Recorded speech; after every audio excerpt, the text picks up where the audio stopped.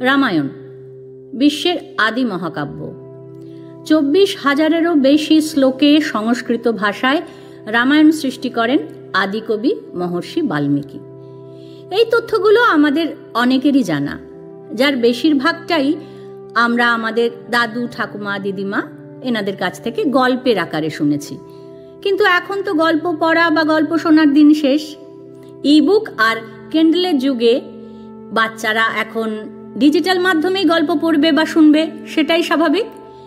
তাই যুগের বাস্তব অগ্রগতি মেনে ভাষা ও ভবিষ্যৎ চ্যানেল ডিজিটাল মাধ্যমে আমাদের ভবিষ্যৎ প্রজন্মকে উপহার দিতে চায় আমাদের গর্বের মহাকাব্যের এক যুগোপযোগী আপাত সহজবোধ্য রূপ, যা মূল বাল্মীকি রামায়ণকেই গল্পের আকারে বলার চেষ্টা করা হয়েছে। তবে শুধু রামায়ণের গল্প নয়, রামায়ণের অনুষঙ্গে আরও যে পৌরাণিক চরিত্ররা এসেছেন তাদের সকলেরই চিত্রায়ন করার এখানে চেষ্টা করব। আগের পর্বে আমরা জেনেছি শত্রুঘ্ন ঋষি চ্যবনের আশ্রমে গিয়ে উপস্থিত হয়েছেন। রাত্রিবেলা শত্রুঘ্ন চ্যবনকে লবণাসুরের বলবীর্যের কথা জানতে চাইলেন, জিজ্ঞাসা করলেন যে লবণাসুর কতটা শক্তিশালী ইত্যাদি। লবণাসুর কে জানতে চাইলেন। চ্যবন বললেন, পুরাকালে ইক্ষ্বাকু বংশে মান্ধাতা নামে এক রাজা ছিলেন। তার ইচ্ছে হলো যে তিনি ইন্দ্রের আসন আর দেবরাজ্যের অর্ধাংশ অধিকার করবেন, আর দেবতারা তাকে বন্দনা করবেন। এইবার মান্ধাতার এই উদ্যোগ দেখে ইন্দ্র ভীত হয়ে পড়লেন। ইন্দ্র বললেন, তুমি নরলোকের রাজা, কিন্তু সমস্ত পৃথিবীকে বশে না এনেই এই দেবরাজ্য তুমি চাইছো। সমগ্র পৃথিবী জয় করতে যদি পারো তবে দেবরাজ্য অধিকার করো। তখন মান্ধাতা বললেন, পৃথিবীতে আমার শাসন কোথায় নেই বলো? ইন্দ্র উত্তর দিলেন, মধুবনে মধুর পুত্র লবণ নামে এক রাক্ষস থাকে, সে তোমার আজ্ঞাবহ নয়। মান্ধাতা তখন লজ্জিত হয়ে সসৈন্যে মধুবনে গেলেন আর লবণের কাছে দুধ পাঠালেন। লবণ তো সেই দুধকে খেয়ে ফেললেন। দুধ ফিরতে দেরি হচ্ছে দেখে মান্ধাতা শত্রুর দিকে মুখ করে স্বর বর্ষণ করতে লাগলেন, তীর মারতে লাগলেন। তখন লবণ খুব হেসে ওই মান্ধাতার ওই স্বর বর্ষণের বিপরীতে তিনি কি করলেন না, ওই শৈবশূল নিক্ষেপ করলেন। মান্ধাতাকে সসৈন্যে ভস্মীভূত করে, মানে পুরো জ্বালিয়ে দিয়ে, মান্ধাতা তার সৈন্য সমেত জ্বালিয়ে দিয়ে শূল আবার লবণের হাতে ফিরে এলো। সুতরাং বুঝতে পারছো শত্রুঘ্ন, এই শূলের কি শক্তি। কাল সকাল বেলা লবণ নিরস্ত্র থাকবে, অর্থাৎ ওই যে আগেই রাম বলে দিয়েছিলেন যে যখন ও খাবার শিকার করতে বেরোবে তখন কিন্তু ও ওই শূল নিয়ে যায় না। চ্যবনও সেই কথা বললেন যে কাল সকালবেলা লবণ যখন নিরস্ত্র থাকবে তখন তুমি তাকে মারতে পারবে। এইবার সকাল হয়েছে, লবণ খাবার সংগ্রহ করতে বেরিয়েছে। শত্রুঘ্ন কি করেছে, মধুপুরের দরজায় ওই ধনুস্বর হাতে অপেক্ষা করছে। এইবার দুপুর বেলা লবণ বহু সহস্র হাজার হাজার নিহত প্রাণী নিয়ে ফিরে এলো। শত্রুঘ্নকে দেখে সে হেসে বলল, নরাধম, কি জন্য এসেছো তুমি? তোমার ন্যায় এরকম বহু অস্ত্রধারী, মানে তোমার মতন এরকম বহু অস্ত্রধারীকে আমি গিলে খেয়ে নিয়েছি। শত্রুঘ্ন বললেন, দুর্বুদ্ধি, আমি দশরথের পুত্র, রামের ভাই, দ্বন্দ্বযুদ্ধে তোমাকে বধ করব। লবণ বলল, মূর্খ, তোমার মতন পুরুষ এদেরকে আমি বধ করতে পারি না? সব পুরুষকে আমি বধ করতে পারি। দাঁড়াও, একটু অপেক্ষা করো, আমি অস্ত্র নিয়ে আসছি। শত্রুঘ্ন বললেন, না, তা তো হবে না। উপস্থিত শত্রুকে যে ছেড়ে দেয় সে নির্বোধ, কাপুরুষের মতন সে নিজেই বিনষ্ট হয়। এইবার লবণ তো ভীষণ রেগে গেছে, দিয়ে গাছ তুলে শত্রুঘ্নকে ছুঁড়ে মারছে। ও গাছ তুলে মারলে কি হবে, শত্রুঘ্ন সব শরীর আঘাতে তীর মেরে সব খন্ড খন্ড করে ফেলছে। এইবার একটা গাছ এমন ছুঁড়ে মেরেছে লবণ যে মাথায় লেগেছে, শত্রুঘ্ন অজ্ঞান হয়ে পড়ে গেলেন। ঋষি, দেবতা, গন্ধর্ব সবাই তো লক্ষ্য রাখছে, হাহাকার করে উঠছে। আর ওই যে অজ্ঞান হয়ে পড়ে গেছে শত্রুঘ্ন, লবণ ভেবেছে যে ও বোধহয় মরেই গেছে। ব্যাস, অবজ্ঞা করে আরও শুল আনতে গেল না। যে মরেই গেছে, আর কি করতে শুল আনতে যাবো? তার থেকে আবার ওই সমস্ত যেগুলোকে খাওয়ার জন্য এনেছিল বধ করে প্রাণীগুলোকে, তাদেরকে আবার কাঁধে তুলে নিয়ে যেতে যাবে, চলে যাবে আর কি, ওকে ফেলে রেখে চলে যাবে। সেই সময় গান ফিরে এসছে। ওই যে দিব্য অমোঘ স্বর তার দাদা দিয়েছিল, স্বর ধনুতে যোজনা করলেন। এইবার সবাই তো দেখছে যে সেই স্বর দিব্য স্বর। তখন ব্রহ্মা দেবগণকে বলছেন যে দেখো, এই যে বিষ্ণু তেজময় স্বর যোজনা করেছে শত্রুঘ্ন, এইবার লবণ বধ হবে, তোমরা গিয়ে দেখো। বলে শত্রুঘ্ন তো স্বর যোজন করে মেরে দিলেন। সেই মহাবাণ লবণের বক্ষ ভেদ করে একদম রসাতলে গেল, আর সঙ্গে সঙ্গে শত্রুঘ্নের হাতে ফিরে এলো। বজ্রাহত পর্বতের মতো লবণ মাটিতে পড়ে গেল। আর তার মৃত্যুর সঙ্গে সঙ্গে সেই যে দিব্য শুল ছিল, সেই দিব্য শুল মহাদেবের কাছে ফিরে গেল। লবণ বধের পর দেবতারা খুব খুশি হলেন। খুশি হয়ে শত্রুঘ্নকে বর দিলেন যে এই দেব নির্মিত রমণীয় মধুপুরী তোমার আবাস হবে। শ্রাবণ মাস থেকে শত্রুঘ্নের সেনারা সেখানে বসতি করতে লাগলো। আর শত্রুঘ্নের যত্নে 12 বছরের মধ্যে যমুনার তীরে এক অর্ধচন্দ্রাকার সুশোভিত সুসমৃদ্ধ বহু প্রজা সমন্বিত নগর মধুপুরী। পরবর্তীকালে এই মধুপুরীর নাম হয় মথুরা। মধুপুরী থেকে মধুরা, মধুরা থেকে মথুরা। এখন যে মধুপুরী, ওই যমুনার তীরে মথুরা নগর, সেই হলো শত্রুঘ্নের রাজত্ব। 12 বছর পর শত্রুঘ্নের ইচ্ছা হলো যে একবার রামচন্দ্রকে দেখে আসে। তিনি তখন 100টা রথ আর অল্প কিছু অনুচর নিয়ে রামকে দেখার জন্য অযোধ্যায় যাত্রা করলেন। কি অদ্ভুত একটা জিনিস এখানে লক্ষ্য করার মতো, যে কি অদ্ভুত বাক সংযম শত্রুঘ্নের। শত্রুঘ্ন কিন্তু জানলেন, দেখলেন ভাইপোদের লবকুশের জন্ম হয়েছে, কিন্তু এত বড় খবর দীর্ঘকাল চেপে রাখলেন তিনি। যেহেতু দাদা তাকে বলেননি যে তুমি খোঁজ নিও, খোঁজ পেলে আমাকে খোঁজ দিও, সেসব তো দাদা বলে পাঠাননি।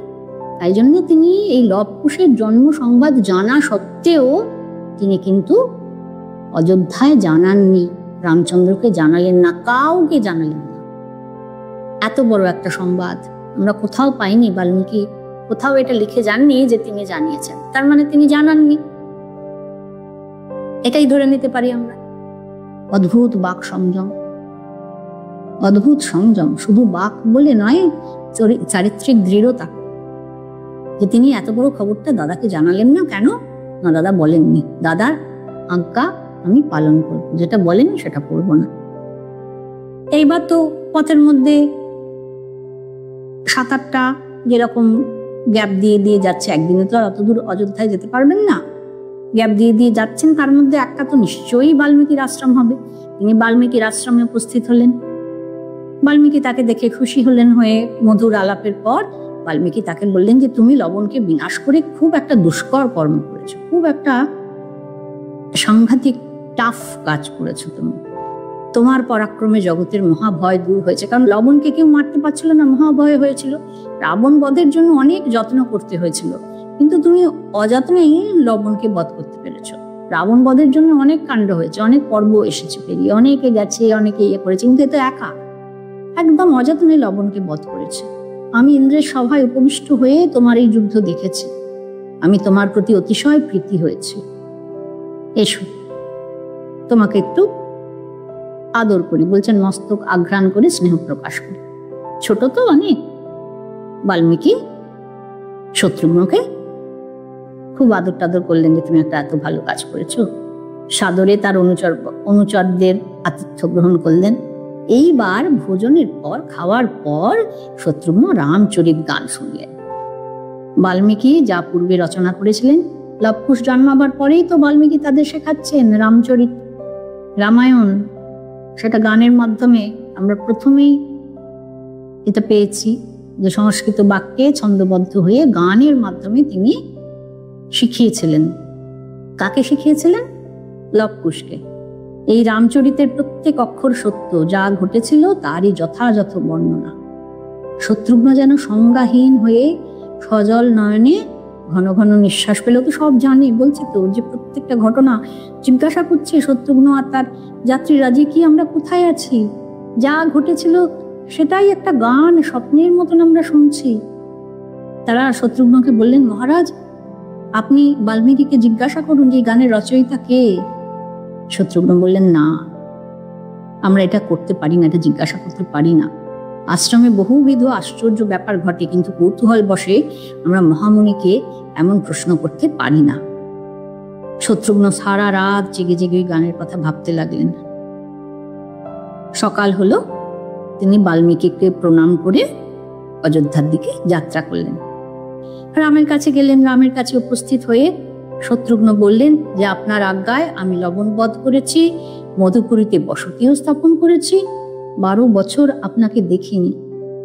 আপনাকে ছেড়ে এই প্রবাসে থাকতে আমার বড় কষ্ট হচ্ছে, আমি চাই না আর প্রবাসে থাকতে।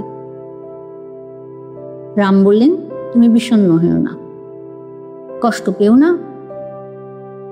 রাজাদের বিদেশবাসে ক্ষুণ্ণ হওয়া উচিত নয়। তোমাকে ক্ষত্র ধর্ম অনুসারে প্রজা পালন করতে হবে। তোমার ওটা রাজ্য, তোমাকে ওখানেই থাকতে হবে, প্রজা পালন করতে হবে। তুমি ক্ষত্রিয়, তোমার ওটা কর্তব্য। তুমি মাঝে মাঝে অযোধ্যায় এসো, এখানে 7 রাত থাকো আমার সঙ্গে, তারপর আবার মধুপুরীতে ফিরে যেও। সুতরাং কিছু করার নেই, 7 দিন 7 রাত অযোধ্যায় কাটিয়ে আবার তিনি নিজের রাজ্যে ফিরে গেলেন। কারণ রাম বলে দিয়েছে রাজকার্যে ফাঁকি দেওয়া যাবে না, ক্ষত্রিয় তুমি, কর্তব্য কর্ম তোমাকে করতেই হবে। কিন্তু অদ্ভুত ব্যাপার, তিনি বাল্মীকির আশ্রমে কি ঘটেছে, লবকুশ তো গান শুনিয়েছে শত্রুঘ্নকে, সে কথা কিন্তু বললেন না। আবারও কিন্তু বললেন না। একদম কুলু পেটে আবার তিনি ফিরে গেলেন।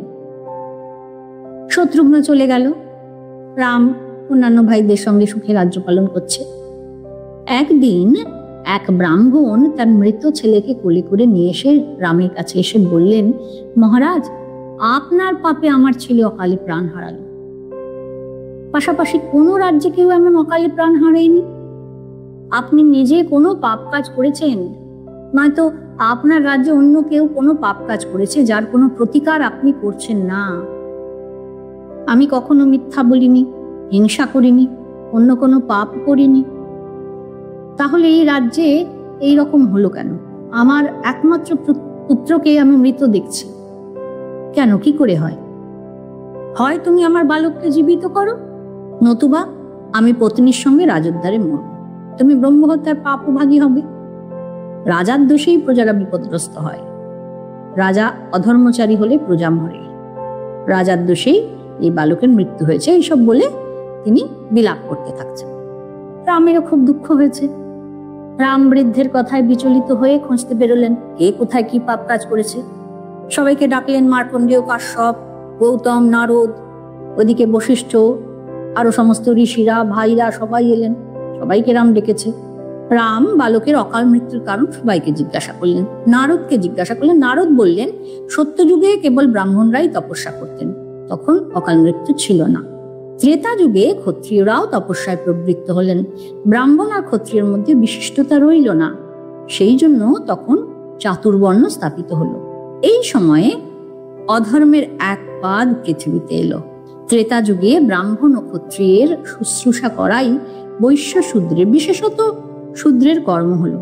তারপর অধর্মের দ্বিতীয় পাদ এলো, দাপর যুগ এলো, বৈশ্যরাও তপস্যা করতে লাগলেন। কিন্তু শূদ্রের তখন সে অধিকার হলো না।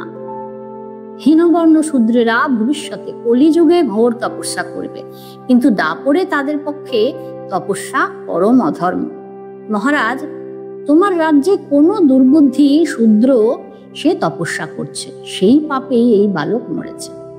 তুমি সর্বত্র অনুসন্ধান করো। লক্ষণকে রাম আদেশ দিলেন যে তুমি ব্রাহ্মণকে আশ্বস্ত করো এবং ওই বালকের দেহ গন্ধ দ্রব্যে লিপ্ত করে তৈল দ্রোণীর মধ্যে ভরে রাখো, যেন তার ক্ষয়, সন্ধি বিশ্লেষ বা বিকৃতি না হয়। মানে প্রিজার্ভ করে রাখো। প্রিজারভেটিভ দিয়ে তখনকার দিনেও রাখা হতো, ডেসক্রিপশন দিয়ে দিয়েছে কি করে রাখতে হবে যাতে কোনোভাবে বিকৃতি না হয়। তারপর ভরত আর লক্ষণের ওপর নগর রক্ষার ভার দিয়ে রাম পুষ্পক রথে চড়ে রাজ্যের সব দিক পরিদর্শন করতে লাগলেন। মানে হেলিকপ্টারে করে সব দিক দেখছে কোথায় কি হচ্ছে। তিনি একে একে পশ্চিম, উত্তর, পূর্ব দিকে গিয়ে কিছু দেখতে পেলেন না, তেমন কিছু। অবশেষে দক্ষিণ দিকে গিয়ে দেখলেন শৈবাল পর্বতের উত্তরে এক বৃহৎ সরোবরের তীরে, বড় একটা সরোবরের তীরে হেট মুন্ড ঊর্ধ্বপদ হয়ে এক তপস্বী কঠোর তপস্যা করছে। রাম তাকে বললেন, সুব্রত, তুমি ধন্য। সুব্রত মানে যিনি কঠোর ব্রত পালন করেন। আমি দাশরথী রাম কৌতূহল বসে প্রশ্ন করছি, তুমি কেন এই দুষ্কর তপস্যা করছো? তোমার অভীষ্ট কি স্বর্গলাভ নাকি আর কিছু? তুমি কোন জাতি? ব্রাহ্মণ, বৈশ্য, ক্ষত্রিয় না শূদ্র? সত্য বলো। তপস্বী তখন ওই অধমস্তক থেকেই তিনি উত্তর দিলেন যে আমি সশরীরে দেবত্ব লাভের জন্য তপস্যা করছি। রাম, আমি দেবলোক জয় করতে চাই। মিথ্যা বলবো না, আমি জাতিতে শূদ্র, আমার নাম শম্ভু। রাম তক্ষণি খড়গ বার করে ওই শূদ্র তপস্বীর মাথা কেটে দিল। আকাশ থেকে পুষ্পবৃষ্টি হলো। দেবগণ বললেন, রাম, তুমি আমাদের প্রিয় কার্য করেছ, তোমার জন্যই এই শূদ্র স্বর্গাধিকারী হলো না, তুমি অভীষ্ট বর চাও। তখন ইন্দ্রকে রাম বললেন যে ওই যে ব্রাহ্মণ পুত্র যার মৃত্যু হয়েছে, যার বাবা এসেছিলেন আমার কাছে, তাকে আপনি জীবন দান করুন। দেবতারা বললেন, অবশ্যই, নিশ্চিত হও। আজ সেই বালক জীবন লাভ করে তার আত্মীয়দের সাথে মিলিত হয়েছে। এই শূদ্রের নিধনের সঙ্গে সঙ্গেই সে জীবন লাভ করেছে। এখন আমরা ব্রহ্মর্ষি অগস্ত্যের আশ্রমে যাচ্ছি। তিনি 12 বৎসর জলশয্যায় ছিলেন। আজ তার দীক্ষাকাল সমাপ্ত হয়েছে। রাম, তুমিও আমাদের সঙ্গে চলো। দেবতারা রামকে নিয়ে গেলেন অগস্ত্যের আশ্রমে। অগস্ত্যের সঙ্গে সাক্ষাৎ হওয়ার পর দেবগণ যে যার জায়গায় চলে গেলেন। রামকে সম্ভাষণ করে সাদরে অগস্ত্য বললেন, রাঘব, তুমি আমার জন্য এখানে এসেছো, তুমি আমার বহুমান্য পূজনীয় অতিথি। দেবতারা বললেন যে তুমি শূদ্র তপস্বী বধ করে ব্রাহ্মণ পুত্রকে পুনর্জীবিত করেছ।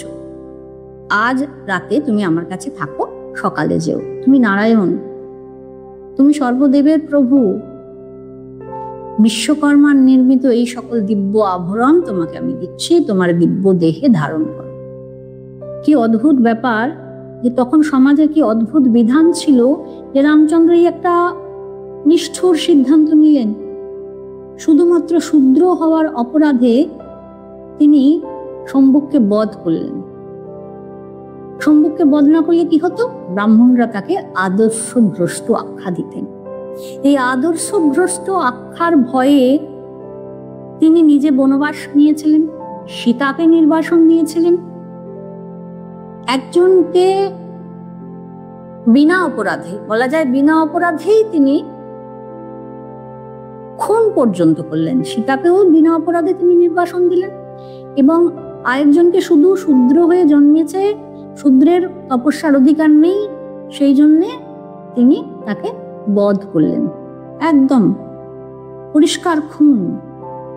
কি অদ্ভুত তখন এই সমাজপতিদের খাপ পঞ্চায়েত তখনও ছিল, এবং তারা এইরকম অদ্ভুত বিধান দিত। এবং রাজা তার রাজপদের লোভে, শুধু রাজপদের লোভে নয়, বলা যেতে পারে তার যশ, ভালো রাজা হবেন সেই যশের লোভে, ভালো হবার লোভে একের পর এক অন্যায় তিনি করে গেছেন। সফল রাজা হব, সাফল্যের লোভ, রামচন্দ্র একের পর এক অন্যায় করে গেছেন। এই যে খুশি হয়ে রামকে দিব্য অলঙ্কার দিচ্ছেন অগস্ত্য, তার মানে বোঝা যাচ্ছে যে সম্মুখ পদের সিদ্ধান্ত রাম একা নিজে নেননি। সমাজের একনিষ্ঠ সেবক হিসেবে তিনি কাজ করে গেছেন চিরকাল। সমাজের যা যা নিয়ম, সেই নিয়মগুলো তিনি মানবেন। ন্যায়ের পরাকাষ্ঠা, ন্যায় নীতির পরাকাষ্ঠা চূড়ান্ত দেখিয়ে গেছেন তার জীবন দিয়ে। যাক, আমরা পরবর্তী অগস্ত্যর যে কাহিনী সেখানে এগোই। যে রামচন্দ্র জিজ্ঞাসা করছেন, আপনি এসব অলঙ্কার কোথায় পেলেন? অগস্ত্য সেই কাহিনী তাকে শোনাচ্ছেন। কি কাহিনী? অগস্ত্য বলছেন যে রাম একবার নির্জন এক বনে, পশু পাখিহীন বন, সেখানে তিনি তপস্যা করতে গিয়েছিলেন। সেই অরণ্যের মধ্যে এক খুব বড় বিরাট একটা সরোবর ছিল, আর তার কাছে একটা পুরনো আশ্রম ছিল যেখানে কেউ থাকতো না, তাপস শূন্য, মানে কোনো সন্ন্যাসী নেই, শুধু একটা আশ্রম আছে। এইবার গ্রীষ্মকালে ওই আশ্রমে তিনি থাকবেন বলে গেছেন, তিনি রয়েছেন সেখানে। সকালবেলা উঠে সেই সরোবরের ধারে গেছেন, গিয়ে দেখছেন যে ওই সরোবরে একটা তাজা সব দেহ ভাসছে, মৃতদেহ সব দেহ ভাসছে। অবাক হয়ে গেছে যে এরকম একটা সব দেহ এখানে কি করে এলো। বিস্মিত হয়ে দেখছে, সেই সময় এক হংসবাহিত দিব্য বিমান এলো, তাতে এক স্বর্গবাসী পুরুষ রয়েছে। সুন্দরী সুভূষিতা অপ্সরাগণ তার সেবা করছে নৃত্যগীত করে। সেই দিব্য পুরুষ সেই হংসবাহিত দিব্য বিমান থেকে নেমে সবের মাংস খাচ্ছে। মাংস খেলেন, খেয়ে আবার এই সরোবরে হাত পা ধুয়ে, মুখ টুক ধুয়ে আবার তিনি ওই বিমানে চেপে চলে গেলেন। কাঁচা মাংস খেলেন। অবাক লাগছে অগস্ত্যর। অগস্ত্য বলছেন, আমার তো করে গা রেডি করছে। যাই হোক, ওই সরোবরের জলে মুখ ধুয়ে আবার তিনি বিমানে উঠতে যাবেন। সেই সময় তখন অগস্ত্য প্রশ্ন করছেন যে তুমি কে?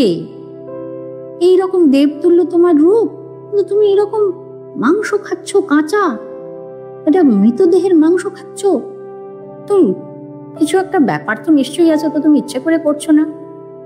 তখন সেই দিব্য পুরুষ বললেন, হাত জোর করে কৃতাঞ্জলি হয়ে অগস্ত্যকে বলছেন যে ব্রহ্মর্ষি, এই কাজ বর্জন করা, মানে এই কাজ না করা আমার পক্ষে অসাধ্য।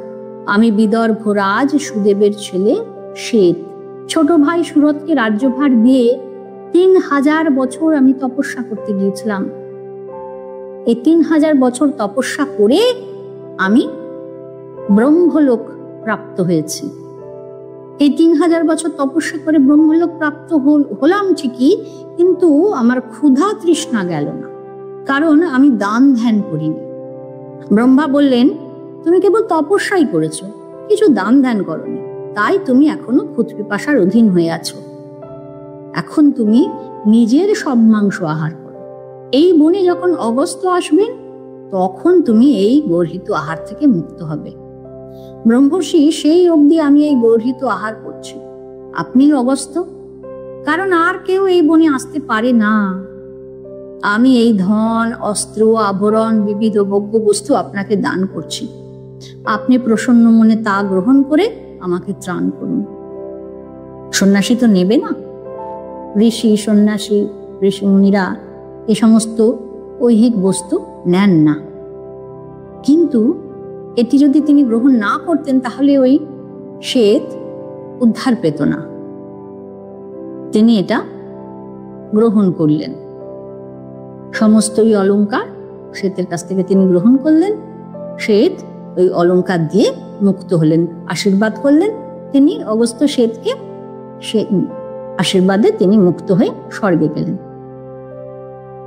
এখানেও সমাজপতিতের বিধান, ওই দান মাহাত্ম্যের একটা চমৎকার নীতি গল্প শুনিয়ে দিল বাল্মীকি। সেই সমাজ চিত্র যে দান করতে হবে, দান না করলে তুমি ব্রহ্মলোক প্রাপ্ত হলেও তোমাকে এই ক্ষুধ পিপাসার চক্করে থাকতে হবে। সুতরাং তুমি দান করবে। আর কিছুই নয়, শেষ দান, ওই দানটা করলো বলে ও মুক্তি পেল, এটি দেখানো হলো এই গল্পে। বিভিন্নভাবে সমাজচিত্র, সেই সময়কার সমাজচিত্র বাল্মীকি তুলে ধরেছিলেন। সেই সমাজচিত্রের এটি একটি বলা যেতে পারে শ্রেষ্ঠ উদাহরণ। এইবার রামচন্দ্র অগস্ত্যের কাছে জানতে চাইলেন যে আচ্ছা, শ্বেত যে বনে তপস্যা করছিলেন তা কেন নির্জন ছিল, আর সেখানে কেনই বা পশু পাখিও ছিল না?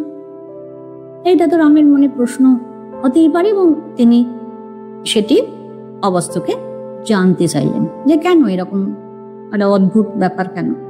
তখন অগস্ত্য বললেন, সত্যযুগে মনু দণ্ডধর রাজা ছিলেন। দণ্ডধর রাজা মানে তিনি দণ্ডবিধানের অধিকারী ছিলেন। তিনি তার জ্যেষ্ঠ পুত্র মানে সব থেকে বড় ছেলে ইক্ষ্বাকুকে রাজ্য দিয়ে বললেন, তুমি পৃথিবীতে রাজবংশ স্থাপন করো আর প্রজা পালন করো, কিন্তু অকারণে কাউকে দণ্ড দিও না। ইক্ষ্বাকুর 100 পুত্র হলো। তাদের মধ্যে যিনি কনিষ্ঠ মানে সব থেকে ছোট, তার কোনো গুণ ছিল না, একেবারে বোকা, অকৃতবিদ্য, মানে কোনো তার গুণ ছিল না, আর অগ্রজদের সেবাও করতেন না। এর ভাগ্যে নিশ্চয়ই দণ্ড আছে, দণ্ডভুক্তের ভাগ্যে আছেই, এটা জেনেই ইক্ষ্বাকু তার নাম দিলেন দণ্ড।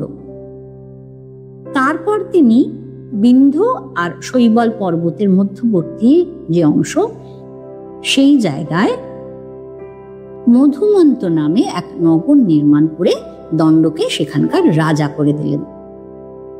শুক্রাচার্যকে পৌরোহিত্যে বরণ করে, মানে গুরু হিসেবে বরণ করে দণ্ড সেই প্রদেশে রাজ্য শাসন করতে লাগলেন।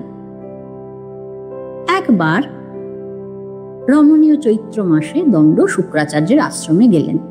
সেখানে তিনি শুক্রের জ্যেষ্ঠ কন্যা মানে সব বড় মেয়ে অরজাকে দেখে মুগ্ধ হলেন। অরজা বললেন, তুমি আমাকে স্পর্শ করো না, আমি পিতার বশবর্তিনী, মানে পিতার কথা মেনে চলি। পিতা যদি রেগে যায়, পিতা ক্রুদ্ধ হলে তুমি ঘোর বিপদে পড়বে। যদি আমাকে চাও তবে পিতার নিকট প্রার্থনা করো, মানে বাবা রাজি না হলে আমি তোমার সঙ্গে বিয়ে টিয়ে করতে পারবো না, যেতে পারবো না। তুমি বাবাকে চাও, বাবাকে বলো। কিন্তু দণ্ড তো সে কথা শুনবে না, তার দেরি সহ্য হচ্ছে না। সে বলছে, আমার প্রাণ বিদীর্ণ হচ্ছে, তোমার জন্য আমি ঘোর পাপ করতেও প্রস্তুত।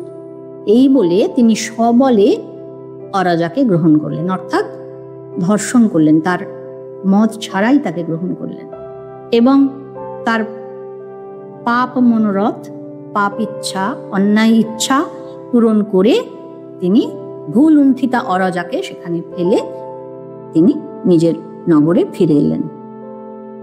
এইবার দেবশ্রী শুক্রাচার্য তো সেই সংবাদ পেয়ে শিষ্যগণের সঙ্গে আশ্রমে এলেন। এসে তো একদম মেয়েকে ওই অবস্থায় দেখে ক্রোধে জ্বলে তিনি শিষ্যগণকে বললেন যে এই দুরাচারী দণ্ড আমার এই রকম একটি ভালো মেয়েকে সে স্পর্শ করেছে, প্রদীপ্ত অগ্নিশিখা তাকে স্পর্শ করেছে, তার কি বিপদ হয় দেখো।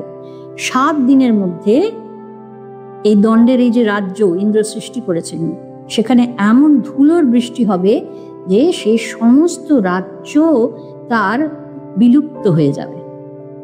আর আশ্রমবাসীদের শুক্রাচার্য বললেন যে তোমরা শিগগির শিগগির চলে যাও, অন্য জনপদে গিয়ে আশ্রয় নাও।